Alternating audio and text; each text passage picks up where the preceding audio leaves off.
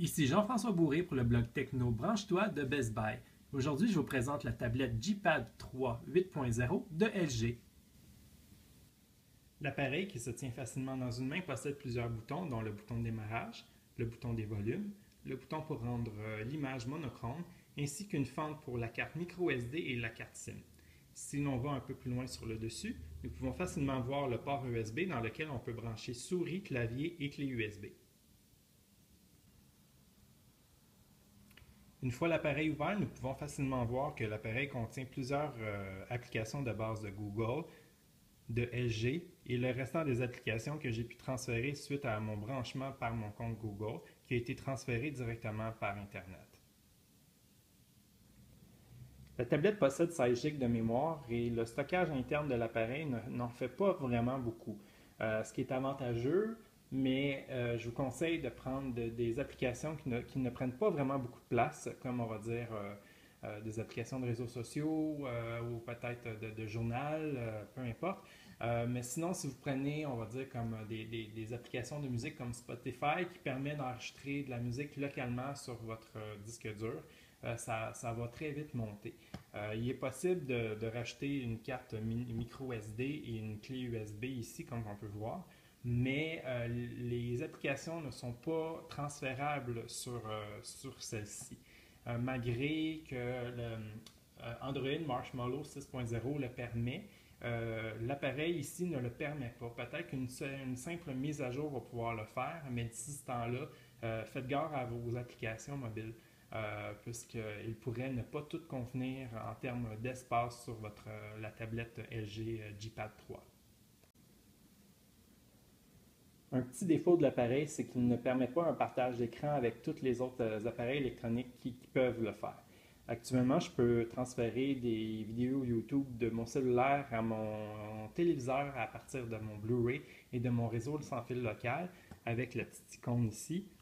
Mais malgré la tablette, elle ne détecte pas mon Blu-ray, mais demande un code de 4 chiffres qui peut être lisible sur un appareil Google Cast.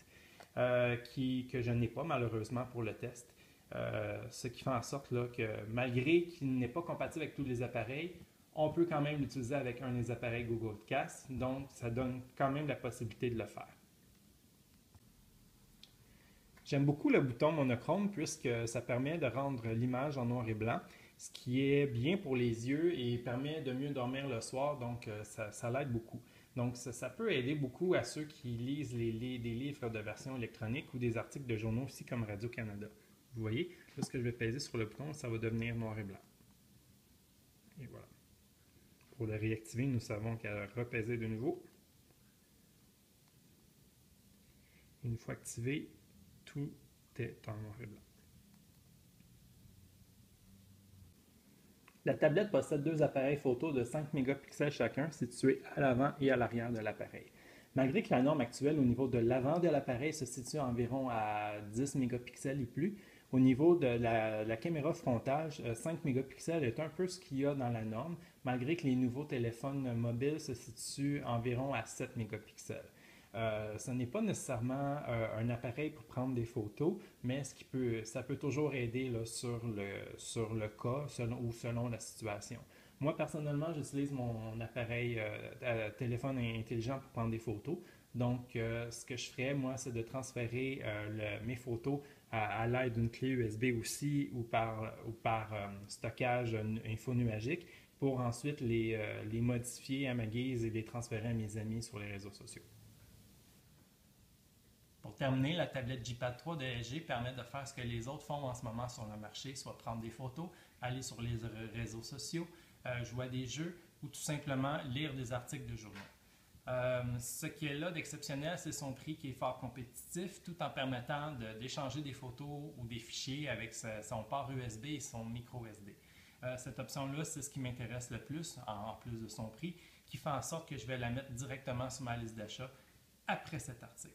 Pour plus d'informations, continuez à lire justement mon article et si vous avez des questions, n'hésitez pas à m'écrire sur le blog Techno de Best Buy. Au revoir!